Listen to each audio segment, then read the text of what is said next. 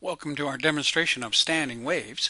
We're going to show a standing wave, and we'll just reset and start it. You can see now the wave is being generated from the left. It's moving through the medium, and of course you start with a wave crest, then you have a wave trough here. And we get a series of crests and troughs, and they're heading toward a fixed point. Now this is a fixed end. In other words, the end is likely more dense than the medium, and the wave will reflect upside down. Now when we show this wave reflecting upside down, we'll see that it reflects upside down, and we'll see that it's coming back in blue. And you can see now the red waves are still moving to the right, the incident waves. The reflected waves, however, are bouncing back upside down. Now when the incident wave is interfered with by the reflected wave, certain things happen. When we're at this point, we have a wave crest from the incident wave interfering with a wave trough from the reflected wave. When a crest meets a trough, the amplitudes add as vectors, and of course the sum of a positive and a negative is going to be equal to 0. And what we'll get, the resulting standing wave, will be a very small, or in fact it should be a 0 amplitude as a wave crest meets a wave trough. And we'll just try to stop that right at the right point. There we go. A wave crest here is meeting a wave trough, and the resultant displacement of the medium, just for an instant, is 0. Then, of course, as we continue, we will get a wave crest meeting a wave trough, or sorry, a wave crest from one meeting a wave crest from the other, and these two wave crests, the amplitude actually adds as vectors, and so we get a positive and a positive at the top here.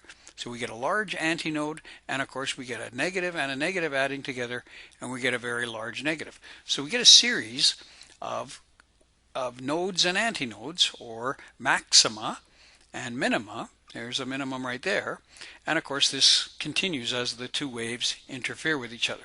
Now you'll notice this is from a fixed end, and therefore of course the wave is reflecting upside down.